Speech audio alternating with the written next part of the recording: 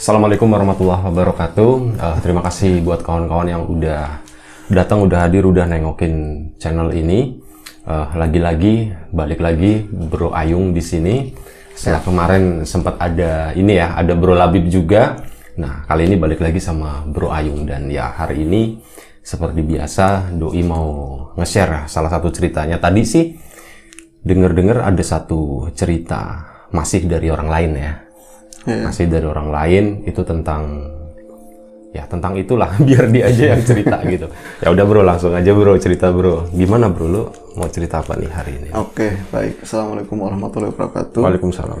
Bismillahirrahmanirrahim. Sebelumnya terima kasih buat teman-teman semua yang masih stay tune, masih terus setia mantengin channelnya Mas Riam Biru ya. Semoga hari kalian selalu bahagia dan dapat lindungan dari Yang Punya Hidup, dan selalu seperti itu. Amin. Langsung aja, ini sebuah cerita dari yang ngalamin teman aku. Sebut saja namanya adalah Mas Soleh, pria 34 tahun yang saat itu tinggal bersama ibunya yang sering sakit-sakitan dan juga istrinya yang lagi hamil muda 5 bulan, dan itu adalah anak yang pertama. Sebentar. Setelah rumah satu-satunya peninggalan dari kakeknya dijual oleh keluarga yang lain, maksudnya keluarganya dia secara sepihak, akhirnya kemudian dia mengontrak sebuah rumah di sebuah desa, di sebuah pojokan ya, di pojokan desa yang jauh dari keramaian, dan rumah itu tepatnya ada di tengah-tengah kebun pisang. Rumah itu ada di tengah-tengah kebun pisang dan jauh dari tetangga kanan kiri gitu. Jangankan lalu lalang kendaraan, orang lewat pun enggan di sana, karena memang rumah itu tadinya hampir 20 tahun memang tak berpenghuni. Kosong. Jadi bisa dibayangkan itu rumah yang begitu momok buat mereka, karena menurut tetangga-tetangga sekeliling sebelumnya gitu, kok berani gitu nyewa rumah itu, sedangkan rumah itu sering terjadi penampakan dan sering terjadi kayak suara-suara ribut di dalamnya. Tapi buat Mas Soleh sendiri itu justru berkebalikannya. Dengan keadaannya saat itu adalah rumah yang sangat ideal buat dia dan keluarganya, karena mengingat keadaannya yang sangat memprihatinkan saat itu gitu loh. Dan menurut dia jauh dari keramaian adalah salah satu kesempatan baik buat dia untuk memulai sesuatu yang baru, karena memang setelah saat itu, benar-benar setelah dia menikah, harapannya gitu, setelah menikah nanti kehidupan akan berjalan lebih baik. Ternyata harapan tidak sesuai dengan kenyataannya. Justru dia semakin down dan saat itu bukan dapat dukungan dari keluarga yang lain gitu. Justru buat mereka kemiskinan adalah sebuah kesalahan. Maksudnya keluarga besarnya gitu? Iya, buat keluarga besarnya. Kayak malah diketawain gitu, dicemooh, dan mereka juga punya rumah gede-gede gitu. Mereka yang jual rumahnya kakeknya, justru mereka punya rumah gede-gede dan kosong. Mereka tidak menawarkan tinggal di sini aja, justru mereka membiarkan dan mencemooh. Sementara rumah yang ditinggalin itu tidak jauh dari desanya gitu. Jadi itu memalukan, dan dengan keadaannya seperti itu, dia semakin menutup diri dari semuanya gitu. Dia merasa dia tidak memiliki siapapun lagi, cuman orang tua dan istrinya yang sangat setia waktu itu. Tuh, sebentar. Dan untuk menghidupi keluarga, untuk 5 bulan terakhir waktu itu, dia biasanya kan kerja serabutan, jadi buruh kasar seperti itu. Tapi belakangan bulan ini dia jarang sering dapat karena juga persaingan gitu.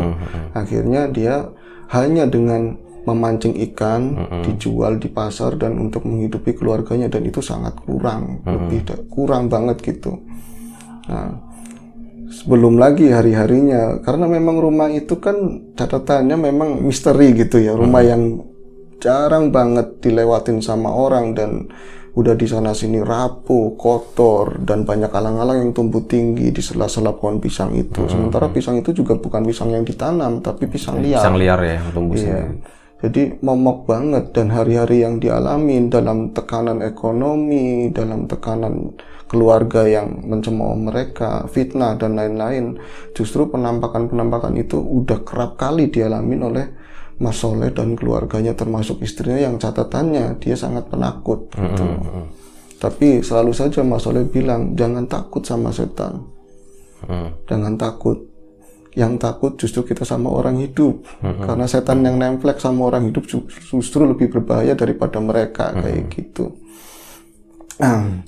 Dan bukan cuma itu, jadi tekanan ekonomi dan penampakan-penampakan seperti itu dan tekanan keluarga, bukan cuma itu, tapi Soleh pun harus menanggung beban di pundaknya, yaitu dia itu harus menanggung beban-beban hutang dari adiknya.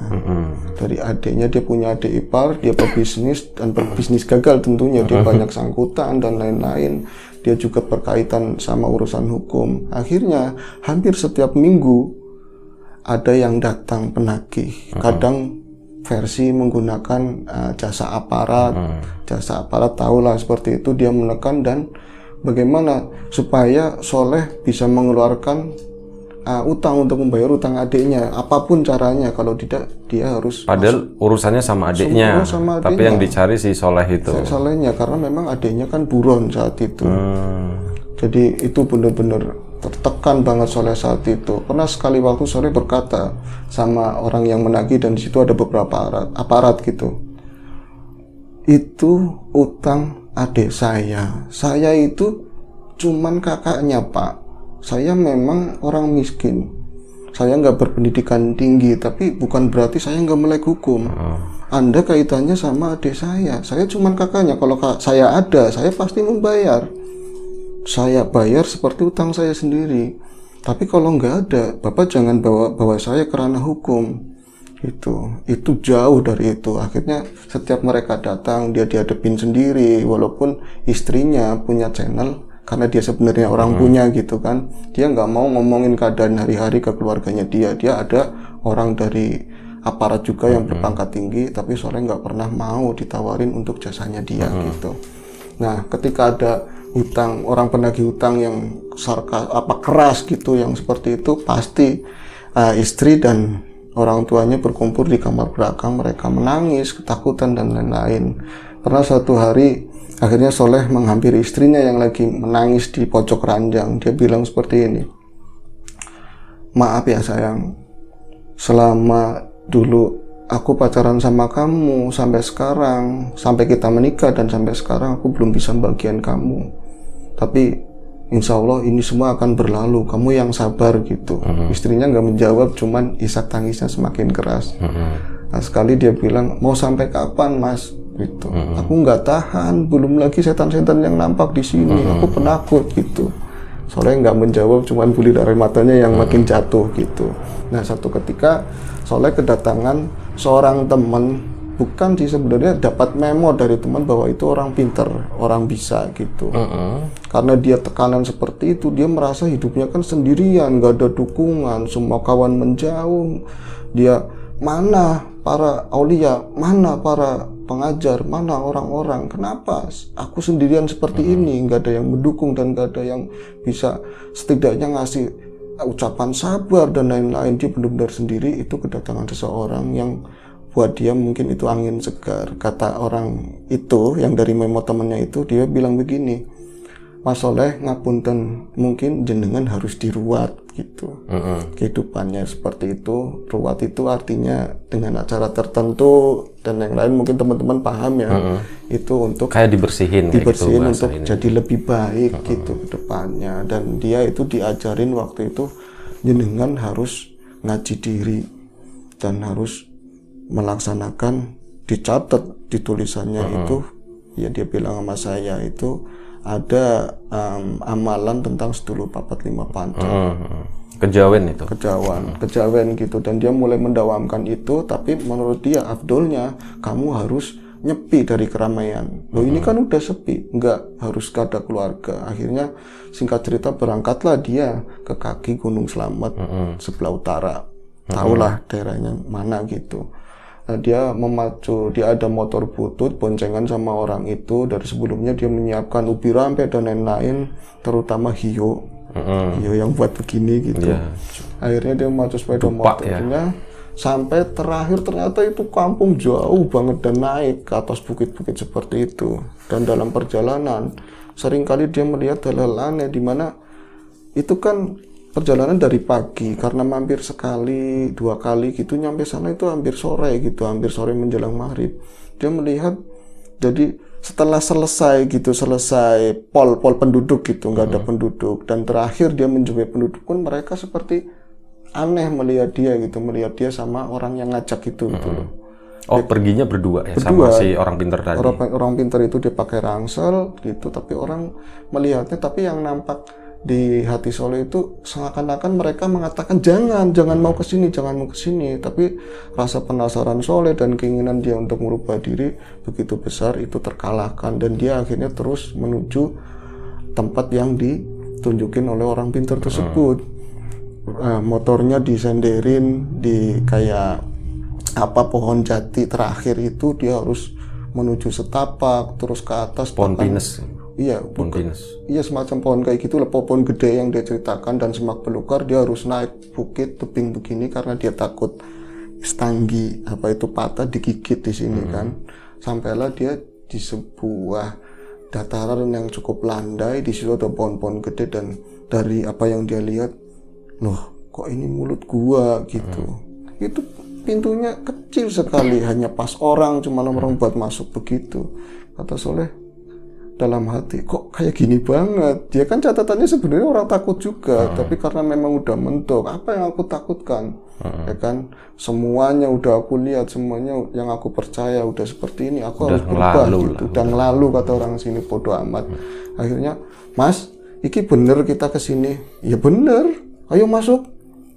Tapi yang nampak di sore itu di pintunya kayak ada makhluk besar itu 2, kayak megang satunya itu semacam tongkat yang ujungnya itu 3 kayak trisula gitu, yang satunya gada, kayaknya marah, dia tidak welcome gitu. Tapi sekali lagi karena ketingatannya bulat, itu dia udah sono masuk, tapi keras nadanya yang nganter gitu. Akhirnya Soleh masuk, baru langkah pertama dia menunduk begini, tapi makhluk itu nggak ngalangin sih, memang dia diam aja gitu ya. Dia masuk ke dalam, baru berapa langkah, yang ada kan cuman gelap, nggak ada apa-apa. Mas, balik lagi. Kenapa balik lagi? Gelap banget, Mas. HP-nya nyalain gitu. HP-nya dinyalain, akhirnya diatur sama orang pintar itu, dia masuk ke dalam. Itu dari pendaran lampu HP. Itu yang nampak di dalam ternyata legabi. Tapi ada stalagmit, stalaktit kayak gitu, dan semuanya netes air, ya layaknya gua pada umumnya gitu. Gua basah ya. Gua basah. Dia mencari-cari tempat. Mas, iki bener kita kesini. Kamu takut gitu? Enggak, Mas, aku enggak takut. Udah bilang aja kalau kamu takut. Iyo, sebenarnya jane aku takut, tapi mau berubah enggak? Ya udah, Bismillah, aku mau berubah. Udah cari di dalam situ ada kloso ada tikar apa gitu buat kamu duduk. Aku mau ngapain? Udah, itu amal itu dibaca di situ, kata dia. Nanti ditinggal aku. Ya iyalah, masa bareng-bareng. Kamu nanti tak tinggal 3 hari ya. Siap apa enggak? Kalau nggak siap keluar sekarang. Karena memang niatnya udah bulat dan nggak ada pilihan lain menurut dia. Mau nggak mau gitu ya. Iya, mau pulang juga jauh ya kan. Aku harus berubah, aku harus bersihin diri. Akhirnya dia dapetin kayak plastik yang lebar, dan di tempat itu menurut pengamatan Soleh memang pernah ada orang kesini, semedi dan lain-lain gitu. Memang tempat buat semedi. Iya, ada bekas-bekas setanggi yang dibakar, ada kloso yang itu tikar yang agak lusuh. Akhirnya dia natain pakai plastik dulu biar nggak rembes, ditaruhin tikar, dan di situ dia mulai duduk. Kamu duduk di sini? Yo Mas, aku duduk. Silanya gimana? Yo sila terserah, bebas, terserah kamu. Cuman yang Soleh bilang, kok orang tadinya baik banget, kok di sini kasar gitu loh. Nah terus udah nyalain setangginya itu kan ada tanah yang lebih lembek gitu, 9 dinyalain semua. Nah terus aku nanti sendirian, Mas. Ya sendiri, masa bareng-bareng. Pokoknya gini, kalau ada yang datang terus dia bilang, kamu minta apa? Kamu jangan ngomong. Tapi kalau ditawarin, dikasih ya ditampol, Tapi kalau ditanya minta apa, jangan diem aja gitu. Loh yang itu yang keluar apa, Mas? udah kamu mau kesini apa mau keluar, mau beres apa enggak, kata dia gitu. Akhirnya dengan kemantapannya Soleh, dan sebenarnya sih mantap nggak mantap, tapi karena udah kepalang tanggung gitu, dia mulai sila dan membaca, mendawamkan apa yang dituliskan tadi. Dan dia kan udah menghafal, dia mulai 1-2 dihafalkan, dan si HP itu, HP-nya dia masih nyala. Si orang itu udah keluar gua, balik lagi. Opo iki, HP-nya sini. Lu mas, nggak ada HP, nggak ada, harus nggak ada penerangan. Diambil praktis, Bi. Sejak saat itu dia nggak ngerti kiri kanannya, itu gelap bener-bener gulita. Mungkin bisa dibayangin teman-teman gua itu seperti apa. Tapi lagi pertama dia sebelum HP itu dimatiin lampunya, dia tahu tempat yang dia terakhir duduk itu bukan yang terakhir gitu, cuman ada sebagian tanah yang kosong, tempat yang kosong buat duduk, tapi di sana itu masih masuk ke dalam jauh banget. Kata Soleh, yo apa wis, pokoknya udah sampai sini tak lakuin semuanya gitu. Itu nggak berselang lama. Ya mungkin bagi Soleh itu waktu berjalan lama banget gitu kan. Dia mulai kalau dia melek juga kelihatannya gelap, merem juga gelap. Ya wis, kata dia, aku waktu itu merem aja Yung. Aku merem, perasaan takut seketika itu. Aku tinggal ya, kata di sebelumnya gitu. Aku tinggal ya, nanti aku jemput 3 hari. Ya mas, tapi benerin. Udah bener, kamu di situ aja. Akhirnya dia mulai merem, dia mendawamkan itu, udah mulai membaca qomat kamit itu. Tapi perasaan yang datang justru pertama-tama itu yang dirasain hawa dingin yang semakin menusuk gitu. Dari yang di atas juga jatuh ke ubun-ubun, ke pundak, ke ini itu. Iya ya, kalau bawa payung mending, tapi orang nggak lucu masa namanya pakai payung gitu. Dia sempat ngelawak di dalam hati gitu, buat ngusir rasa takutnya dia gitu. Nggak lama itu, kok iki kok pating perembet gitu di kaki. Itu yang dirasain, kok gilik, kok alus-alus gilik ini pasti ular. Tapi dia nggak berani ngambil, takutnya nyatek gitu, takutnya kan gigit. Terus semut, makin lama itu dia ngerasain yang namanya gigitan nyamuk, dari gatel nyampe nggak kerasa gatel, saking kebasnya gitu. Itu penuh nyamuk, terus diperembetin macam-macam seperti itu. Nah, itu hari pertama, dan saat-saat pertama, 1 jam 2 jam pertama seperti itu mulai muncul, dia kan mulai melek gitu. Sebenarnya kan takut, dia mulai melek, tapi melek gelap.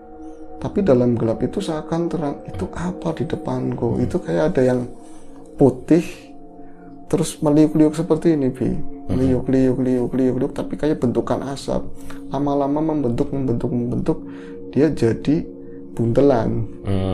Jadi buntelan. Tapi langsung. Gini sih, sorry gue potong dulu. Kalau di... Aku nyalain. Silakan. Kalau pengalaman gue gitu ya. Asyik.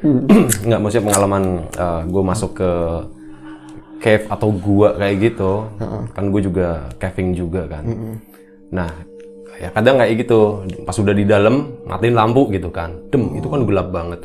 Tapi biasanya nanti udah beberapa menit, pandangan kita segelap apapun itu masih bisa menyesuaikan gitu. Oh, gitu. Jadi ya, tetap nanti akan masih kelihatan gitu, meskipun tuh nggak terang banget, itu masih kelihatan gitu. Ya. Nah, intinya kayak gitu. Jadi mungkin yang dialami si Mas Soleh juga kayak gitu.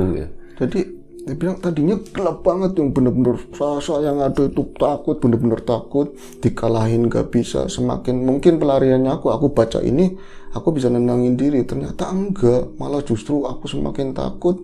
Tapi buka mata gelap banget, tapi lama-lama kok kayak gelapnya pudar, masih kelihatan kayak lancip-lancip stalaktit, ada dinding-dinding guanya, ada air yang jatuh. Tapi justru di sana mulai ada penampakan. Dari asap itu membentuk sosok ikat lima dengan muka yang benar-benar hancur, gak karuan, darah kemana-mana, seakan-akan marah gitu. Cuma mungkin dianalogikan dia, kalau dia bisa nunjuk mungkin ngapain lu di situ. Dia mendekat tapi nggak bisa dekat, tapi menjauh nggak jauh-jauh banget. Itu mulai 1, 2 itu nggak hitungan yang namanya kayak gitu. Terus semakin kenceng kan bacanya kan. Kalau aku bisa baca itu mungkin tak bacain sekarang. Dia makin dikencengin makin banyak gitu. Tapi ketika dia istighfar, astagfirullahaladzim, kok gini banget ya, ngapain aku kesini, kok kayak gini, aku kan main dibersihin kok tambah banyak setan di sini gitu kan, aku salah, jangan-jangan. Dia istighfar, celap, hilang, ganti sosok yang lain gitu. Kadang-kadang kayak semacam sosok hitam, terus mata di dinding-dinding gua mata melihat dengan sosok yang sangat marah banget, pakai macam-macam. Apa gitu kan, mau ngapain kesini gitu. Tapi dia nggak jawab, dia cuma baca itu, dia ingat pesannya kan, jangan dijawab, jangan ini. Kalau kamu di sini mau apa, dia nggak ngomong. Jadi ingat kalau misalnya ditawarin apa, jangan ngomong, kalau dikasih diambil. Lama-lama karena keterbiasa muncul ini muncul itu, jadi takutnya kan berkurang iya, gitu. Karena udah biasa. Karena udah biasa. Kok aku nggak dipateni gitu kan? Aku nggak mana-mana aja gitu kan. Aku nggak dibunuh, aku nggak disakitin, tapi kok kayak gini doang. Akhirnya sosok-sosok yang kecil bukan dia ngeremehin gitu, kayak Kunti, kayak itu udah biasa. Tapi sosok-sosok yang gede, yang aneh-aneh itu kan tetap buat dia takut. Tapi dia bisa menguasain diri. Kok malah yang nawarin gitu. Akhirnya, aduh, kalau gini caranya, aku baca ini yang dikasih itu malah nggak tenang, malah aku semakin takut. Akhirnya dia mulai inget yang punya hidup. Ya Allah, aku harus apa? Ini aku udah kejebak di sini. Jangan-jangan ini gua buat pesugihan, kata dia udah begitu. Pikiran normalnya mulai jalan gitu. Akhirnya, oh kalau kayak gini cara, ya Allah berilah pertolongan buat aku nggak pengen seperti ini. Apapun, meskipun selama aku dalam tekanan keluarga, ekonomi dan lain-lain, aku nggak sholat selama 3 tahun ini. Terus aku nggak sholat bukan berarti aku tidak iman padamu gitu kan, tapi aku hanya sebuah berontak sama sekeliling, sama syariat yang lain-lain. Aku hanya berontak seperti itu. Akhirnya dia mulai mengalir sendiri, mulai dia berzikir, dan ini dilupakan kertas itu. Mantranya itu ya. Mantra itu dilupakan, dia hanya mengingat nama Allah udah semata. Dia itu mulai ketenangan itu hadir, ketenangan hadir, dia udah mulai nyaman, dan yang dia rasain kayak ular, tikus yang merambat sama dirinya itu meskipun benar-benar ada, tapi rasanya hilang. Dan semua yang nampak itu berangsur menjauh, hilang. Dan yang aneh lagi, gua itu kelihatan terang. Terang, dan lubang yang ke dalam gua itu kan sebelah kirinya dia. Itu nampak gitu, bahkan ke dalam sampai terakhir, meskipun kalau jangkauan mata mungkin ratusan meter, belok seperti itu nggak mungkin tembus, tapi seakan-akan nampak. Dan di sana kayak ada baki-baki, terus ada gentong-gentong, tapi dia nggak bisa ngerti isinya apa gitu. Dan setelah saat itu dia mulai keyakinan penuh sama yang punya hidup, minta pertolongan terus seperti itu. Dia menyebut nama Tuhan, ketenangan dia hadir, dan justru yang datang setelah perasaan takut, perasaan lapar. Perasaan lapar yang demikian hebat, terus, tapi terus dia mantang begitu. Itu udah hari keberapa, bro? Ternyata itu hari kedua. Soalnya kan dia agak susah juga ya, tahu hari gitu ya. Iya. Itu hari kedua ya, saat dia mulai udah pindah dari mantra ke itunya. Dia merasa gini, bahwa dia nggak ngelihat apa-apa, nggak ngelihat luar, tapi dia secara bisa tahu dia gitu. tahu ini hari kedua gitu, dengan rasanya dia, dengan ketajaman tanpa dia sadari, ini hari kedua gitu. Dan ada tanda di mana satu burung itu selalu hadir setiap harinya gitu. Di hari kedua yang dia rasain lapar, dia lawan begitu, dia justru dapat penemuan, oh ternyata aku nggak mati, nggak minum, nggak makan, ternyata bisa nggak lapar gitu loh. Dengan keyakinan, berarti yang membunuh kita, yang matiin kita bukan makanan gitu. Sampailah hari yang ketiga itu datang lagi yang namanya godaan-godaan lebih gede lagi, dan saat itu dia mulai yang tadinya itu, kamu di sini mau ngapain? Dengan sosok yang serem, taring begitu, di bawahnya itu kayak sosok ular, dan di belakangnya itu banyak prajuritnya. Dia mulai nawarin, kamu mau ini? Nah, menurut si orang pintar itu kalau ditawarin kan diambil. Dia udah nggak mau. Dia udah punya keyakinan sendiri. Aku nggak mau. Nggak butuh yang aku nggak butuh seperti itu. Aku hanya butuh Allah. Bahkan dalam penderitaan aku sejauh ini, selama ini, walaupun aku berkeyakinan,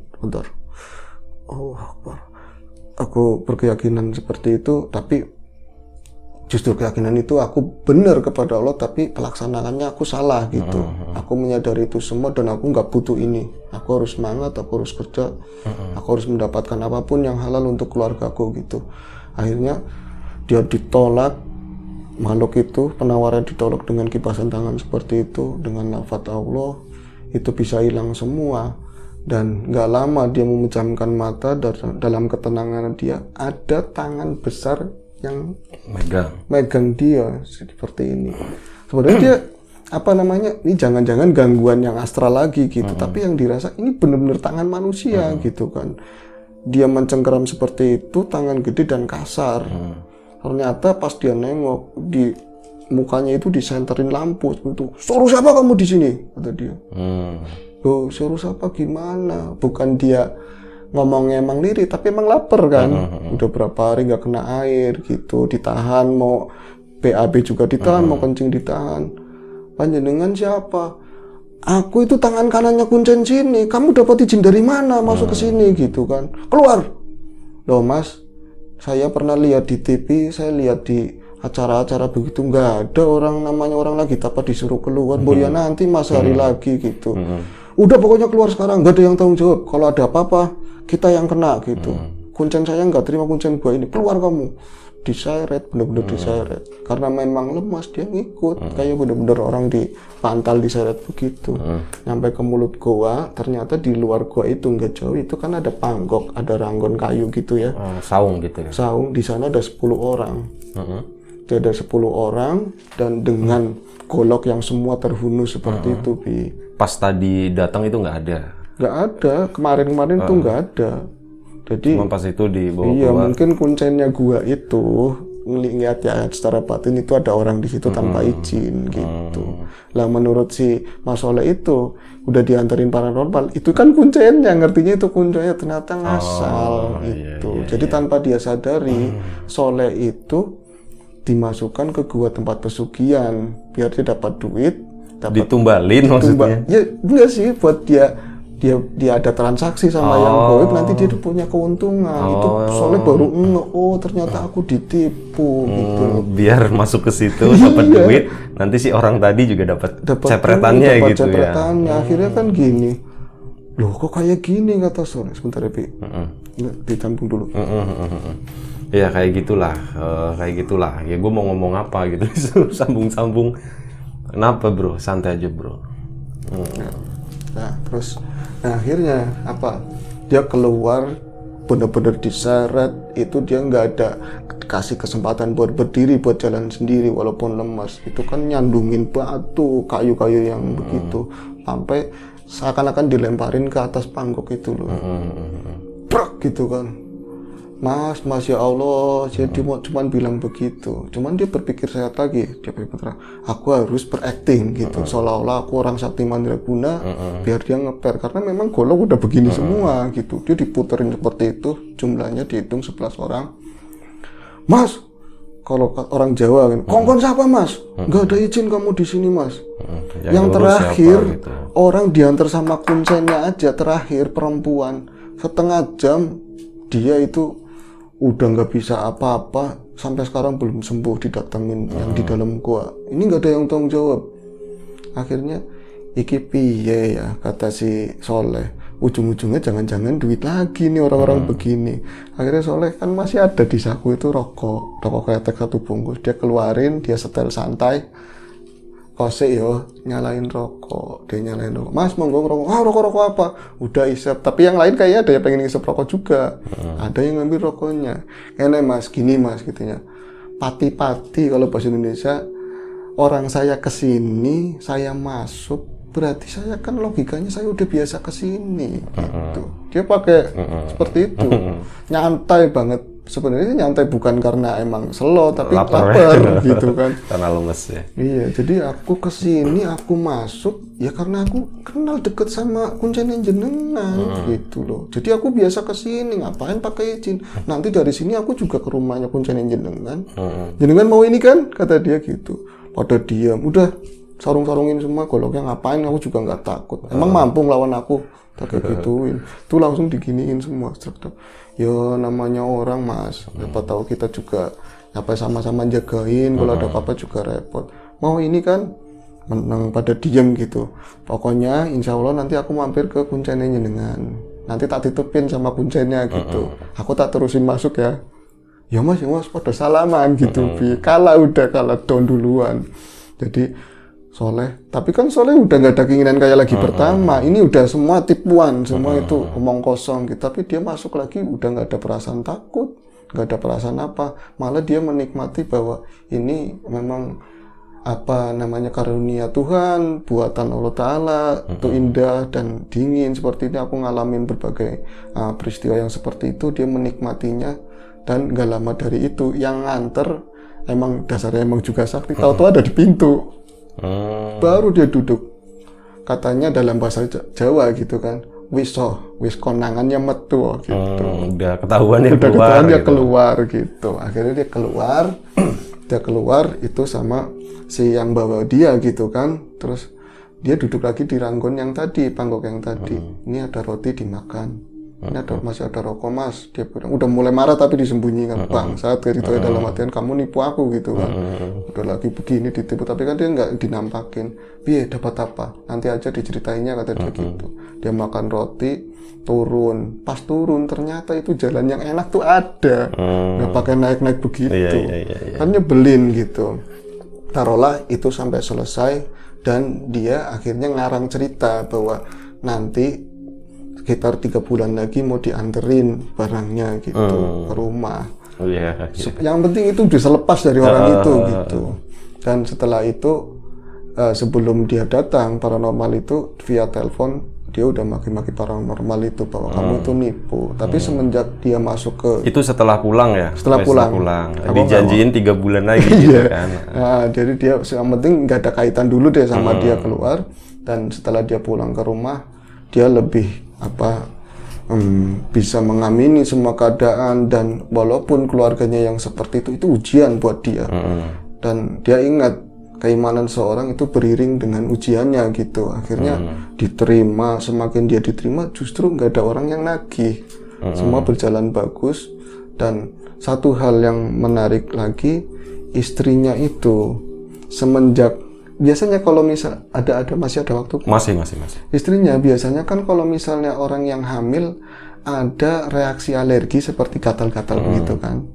Dan misalnya di bagian kaki, tangan, apa di bagian leher gitu. Kalau istrinya aneh, dia jadi dikasih sama yang punya hidup dari sela jari kaki, jari tangan, semua seluruh tubuhnya itu bernanah sampai segini. Jadi cuma dikasih yang mulus cuma mukanya doang. Makanya mungkin kekuatan cintanya istrinya, kesetiaannya sama suaminya, dia harus menghadapi peristiwa seperti itu bersama suaminya gitu kan. Hari-hari yang berat, ketemu setan tiap hari di rumah itu, tapi dia ngalamin raga yang bau anyir, bau nanas seperti itu, sampai dia nggak bisa buka jari seperti ini karena buka itu pasti pecah di sininya gitu kan. Nempel ya. Iya, itu tapi yang dikatakan suaminya nanti 5 bulan itu hilang sendiri, itu kejadian bener, mulus balik lagi seperti semula 5 bulan sampai akhirnya taruhlah dia melahirkan. Tapi itu dari tenggat pertama dia melahirkan, mengandung gitu, diagnosanya mengandung, itu juga bukan versi dokter karena nggak ada yang buat periksa gitu.